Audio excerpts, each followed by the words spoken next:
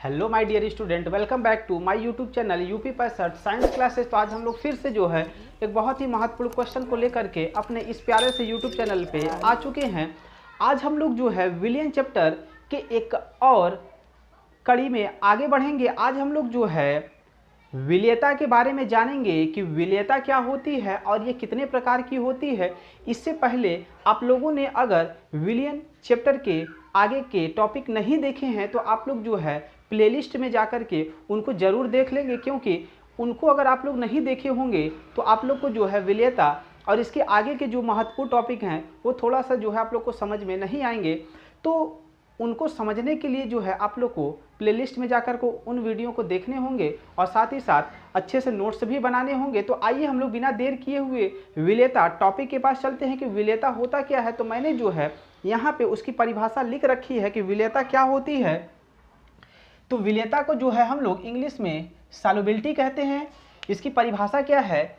एक निश्चित ताप पर विलायक की निश्चित मात्रा में घुले हुए पदार्थ की अधिकतम मात्रा उस पदार्थ की विलेयता कहलाती है। मतलब कि कोई निश्चित ताप है और उस ताप पर विलायक की निश्चित मात्रा, मतलब हमने जो है विलियन आप लोगों को जब स्टार्ट किया था तो बताया हुआ था कि जो हम लोग का विलियन होता है,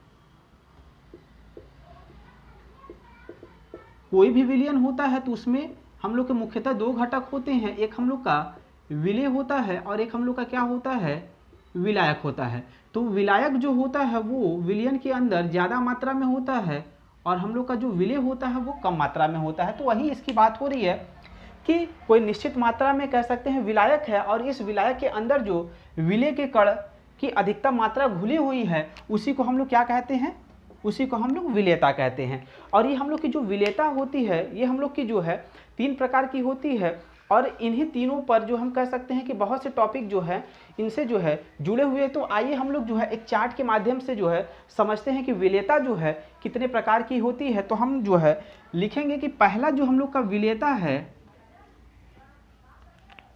जो विलेयता का प्रकार पहला हम लोग का इसको लिख सकते हैं द्रव में गैस की विलेयता।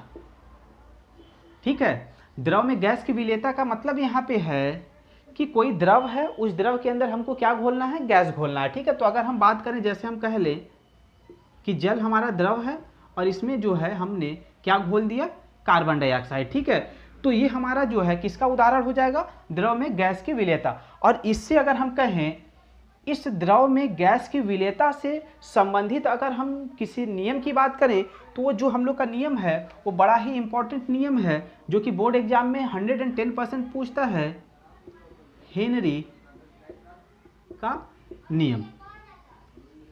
मतलब यहाँ पे ये है कि हेनरी ने जो है द्रव के अंदर गैस को घोलने का नियम बताया हुआ है। ठीक है, अब अगर यहीं पे अगर हम सेकंड की अगर बात कर लें तो हमारा होगा द्रव में द्रव की विलेयता। ठीक है, पहले वाले में क्या था कि जो द्रव था, द्रव के अंदर हमको क्या घोलना था, गैस घोलना था। और दूसरा जो हम लोग का विलेयता का जो कह सकते हैं टाइप है वो द्रव के अंदर हमको क्या घोलना है, द्रव है। ठीक है, तो अगर इसके एग्जाम्पल की बात कर लें तो हम कहेंगे कि हमारा जल है, जल के अंदर हम लोग C2H5OH जिसको हम लोग क्या कहते हैं, एथिल अल्कोहल। ठीक है, इसको अगर घोल देते हैं मतलब ये भी हमारा द्रव है, ये भी हमारा द्रव है, तो ये हमारा क्या कहलाएगा, द्रव में द्रव की विलेयता।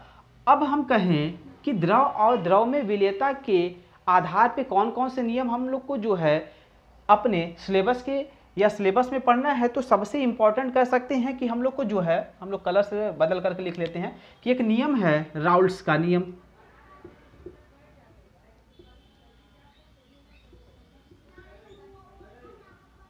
राउल्ट का नियम, राउल्ट ने जो है द्रव के अंदर द्रव की विलेयता के बारे में जो है अपना नियम दिया हुआ है और इसी से संबंधित जो है राउल्ट का जो है राउल्ट के नियम पे 2 और नियम बनते हैं। एक हम लोग का होता है आदर्श विलयन और एक हम लोग का बनता है अनादर्श विलयन, एक हम लोग का आदर्श विलयन, एक हम लोग का अनादर्श विलयन। ठीक है, तो अब यहाँ पे हम कहेंगे कि आदर्श विलयन हमारा क्या होता है, अनादर्श विलयन क्या होता है। तो हम लोग यहाँ पे कह लेंगे कि आदर्श विलयन वह विलयन होगा जो राउल्ट्स के नियम का पालन करते होंगे, उसको हम लोग आदर्श विलयन कहेंगे। अनादर्श विलयन की अगर बात करें तो इसको कह सकते हैं कि अनादर्श विलयन वह विलयन होगा जो राउल्ट्स के नियम का पालन नहीं कर सकते हैं। इसके बाद जो है ये हम लोग का जो अनादर्श विलयन है, ये राउल्ट्स के नियम का पालन क्यों नहीं करते हैं, ये भी तो कारण होगा।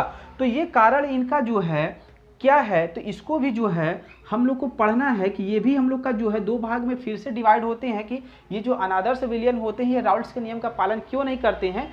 तो इसका कारण होगा, एक हम लोग का होगा धनात्मक विचलन, और एक हम लोग का होगा ऋणात्मक विचलन। ठीक है, तो ये दो टाइप हम लोग के हो गए कि द्रव में गैस को घोल रहे हैं तो उससे संबंधित हम लोग को कौन सा नियम पढ़ना है, हेनरी का नियम पढ़ना है। उसके बाद द्रव के अंदर द्रव को जब हम लोग घोलते हैं तो उससे संबंधित हम लोग को राउल्ट्स का नियम पढ़ना है, और राउल्ट्स के नियम जो होते हैं उसको फिर से हमने जो है आदर्श विलयन और अनादर्श विलयन में जो है हमने इसको डिवाइड किया कि जो विलयन हम लोग का जो है राउल्ट्स के नियम का पालन करते हैं उसको आदर्श विलयन, और जो विलयन राउल्ट्स के नियम का पालन नहीं करते हैं उसको अनादर्श विलयन। और ये जो अनादर्श विलयन होते हैं राउल्ट्स के नियम का पालन क्यों नहीं करते हैं, तो ये भी हम लोग के जो है फिर से जो है दो भाग में डिवाइड होते हैं, धनात्मक विचलन के कारण और एक हम लोग का क्या होता है, ऋणात्मक विचलन के कारण। अब यहीं पे अगर हम थर्ड नंबर की अगर हम लोग बात कर लें कि द्रव में ठोस की विलयता। ठीक है, पहले द्रव में मैंने गैस को घोला, उसके बाद द्रव में मैंने द्रव को घोला, अब जो है द्रव के अंदर हमको क्या घोलना है, अब कोई ठोस घोलना है। जैसे हमने पानी लिया हुआ, पानी के अंदर हम चीनी घोल दें या नमक घोल दें, ठीक है, तो ये ठोस है। ठीक है, तो इस आधार पे अगर हम कहें तो इस आधार पे भी जो है हम लोग को कुछ नियम पढ़ने हैं, जो कि मैं यहाँ पे लिख दे रहा हूँ। इसमें हम लोग का अणु संख्यक गुणधर्म हैं जो हम लोग के हैं वाष्प दाब में उन्नयन, उसके बाद हिमांक में अवनमन, परासरण दाब। तो ये सब कुछ जो है हम लोग के जो नियम हैं जो किसके अंतर्गत हम लोग को पढ़ने हैं, द्रव में ठोस की विलयता के अंतर्गत। तो ये हम लोग का जो है विलयता था और विलयता से संबंधित जो है कुछ नियम थे। अब इन नियमों को जो है हम लोग इसके नेक्स्ट वीडियो में जो है पढ़ेंगे कि हेनरी का नियम क्या होता है, राउल्ट्स का नियम क्या होता है। तो इन्हीं सब महत्वपूर्ण टॉपिक को देखने के लिए आप लोग अपने इस प्यारे से चैनल को जरूर सब्सक्राइब करिए और इस वीडियो को अपने दोस्तों में भेजिए, ताकि आप लोगों के साथ साथ उनका भी जो है भला होता रहे, और चैनल को सब्सक्राइब जरूर करिए।